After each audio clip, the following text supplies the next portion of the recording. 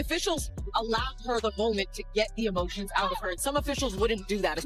Did you upset? Yeah, I need right in the quad. Like, that hurts. Like, the ref can't miss that. And then I have to play with a contusion in my leg the rest of the game. It's ridiculous. If the NBA is going to review calls. Over the past 3 weeks, CaitlinClark has been involved in several physical on-court collisions, including hard contact that has fueled widespread debate among fans. A back issue caused her to miss 5 games before she returned on a minute's restriction, playing through discomfort while following the coaching staff's plan.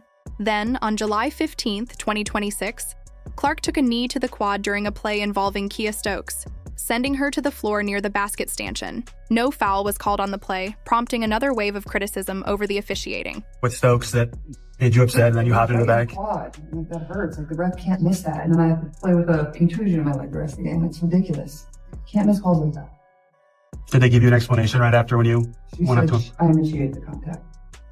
Which is fine. You can't knee me in the leg. Knock me over. After the play, the official indicated that Clark had initiated the contact. Clark, who appeared to be in discomfort after taking a knee to the quad, got back to her feet with a noticeable limp, but did not receive a foul call.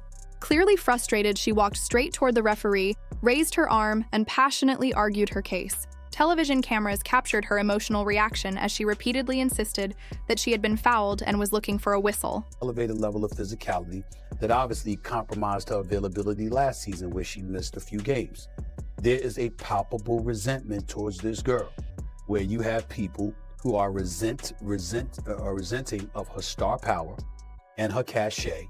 And as a result, if they have an opportunity to go at her, they're going to... In front of a sold-out crowd, Clark finally voiced the frustration that many fans felt had been building for weeks. Instead of acknowledging her concerns or reviewing the sequence, the officiating crew responded by issuing her a warning. For many viewers, that response became the most controversial part of the incident, fueling even more criticism of how the situation was handled and intensifying the debate over consistency in officiating. WNBA is putting itself well in the category of the WWE, where you don't really talk about the games, you talk about all the stupid stuff that surrounded. They're also trying to make Alyssa Thompson a victim for the throat punch heard around the world of Caitlin. After the game, Indiana Fever head coach Stephanie White was asked about the no call.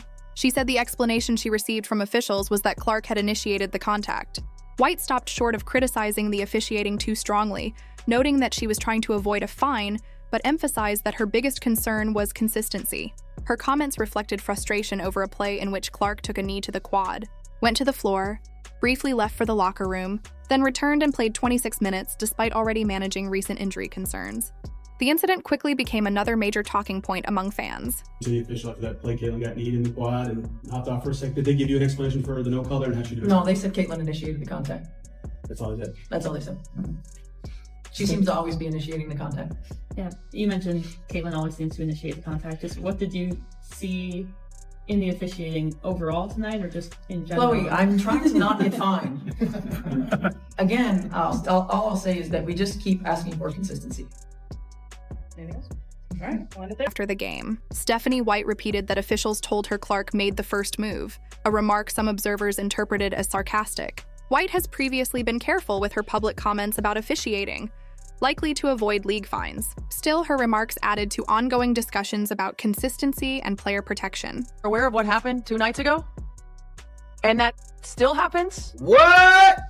Absolutely unacceptable. No, she didn't, dude. Absolutely You just unacceptable. cursed?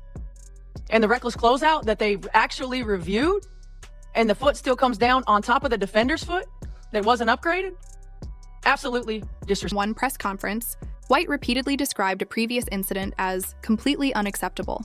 After this latest play involving Clark, however, her response was more restrained, reflecting the explanation she said officials provided. The contrast in tone quickly became a topic of discussion among fans and the media. I believe there's been a failure on the part of some people to appreciate the mantra of a rising tide lifts all boats.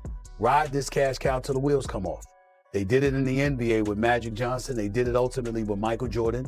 You know, that's how you do this. You find somebody that just galvanizes folks and ingratiates themselves with the public at large in such a way where everywhere they go and whatever they do, everybody wants to watch. Clark spoke candidly about the play after the game, saying she was kneed in the quadriceps and felt the contact should have been called. She explained that she had to finish the game while dealing with a painful leg contusion and questioned how the officials missed the play. Her direct comments contrasted with the more measured response from the coaching staff, Adding to the post-game debate, this particular situation, I thought that the last official should have been able to catch that. I was actually watching this game and I was like, oh, wow, that was a bit much. So in that moment, I thought that the official missed the call. I'm not surprised that the league went back and fined Alyssa Thompson. Rather than focusing on post-game reactions, many fans wanted a straightforward explanation of the play and why no foul was called. From the opening tip, the Golden State Valkyries' top-ranked defense made life difficult for Clark. Their relentless pressure helped build an early 12-2 lead, and Clark struggled to find her rhythm, scoring just 2 points on 1 of 5 shooting in the first half of an important game for Indiana. I mean, isn't bullying, like, let's look at the NBA, bullying on the court is a thing that has happened before. It is a rite of passage, and it is a sign of respect. And for someone who doesn't know the game, for you to use certain words, we gotta be careful with our words. She's not getting beaten, she's not being bullied, no one's pulling her hair, no one's telling her she can't come out and play with them. That is a sign of respect. If I go at you because you're supposed to be a superstar, you're supposed to take it. Ask LeBron, ask Michael Jordan, ask the greats. It's a sign of respect. No one's bullying. And when she gets asked, Indiana responded with a 17-4 run in the third quarter to take control of the game. During the surge, Clark produced one of the night's biggest highlights, stealing the ball, chasing down her own missed three-pointer, and delivering a spectacular behind-the-back pass to Aaliyah Boston for a basket. Even while managing a back issue, a quad injury, a minutes restriction, and a recent shooting slump from beyond the arc, Clark continued to make a major impact in multiple ways. Now we're being painted as thugs and there's death threats out on us, so it's really unacceptable. It's something that needs to change in this league, and I'm just really excited. Despite a difficult shooting night, Clark continued to impact the game and scored 10 points during a key stretch late in the third quarter, helping Indiana erase much of the deficit. However, the Valkyries answered with another strong run and took control in the fourth quarter, earning an 88-75 victory. Clark finished with 13 points, 6 assists, and shot 4 of 14 from the field, including 1 of 8 from three-point range. The loss dropped Indiana into a tie for first place in the Eastern Conference, while Golden State improved its record. Indiana also lost a coach's challenge, and first-half turnovers proved costly throughout the game. I do think that there is a thing called pretty privilege. There is a thing called white privilege. There is a thing called tall privilege.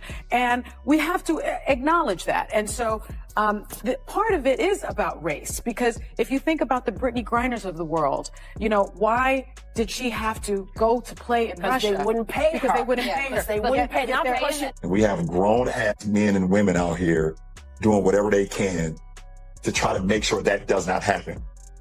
That is the weirdest thing in the world, but it is what it is, and I'm glad that Caitlin has a great head on. Clark's latest injury scare immediately brought back memories of the 2025 season, when injuries limited her to just 13 games. During that stretch, she dealt with 2 quad contusions, making any hard contact to the same area a concern for both the team and its fans.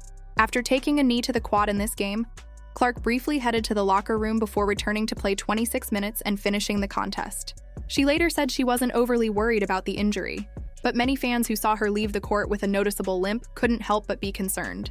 The incident also highlighted Clark's growing frustration with officiating. She now has 5 technical fouls this season, with an automatic 1-game suspension triggered at 8. During the game, she passionately argued her case after the no call and received only a warning from officials. The timing couldn't be more challenging for Indiana. With back-to-back home games against the Seattle Storm and New York Liberty on the schedule, Clark had already acknowledged uncertainty about her availability before this latest setback. Adding a quad injury to an already recovering back only raises more questions about her health moving forward. Regardless of where fans stand on the officiating, the play has reignited discussions about consistency, player safety, and how physical contact is officiated in the WNBA.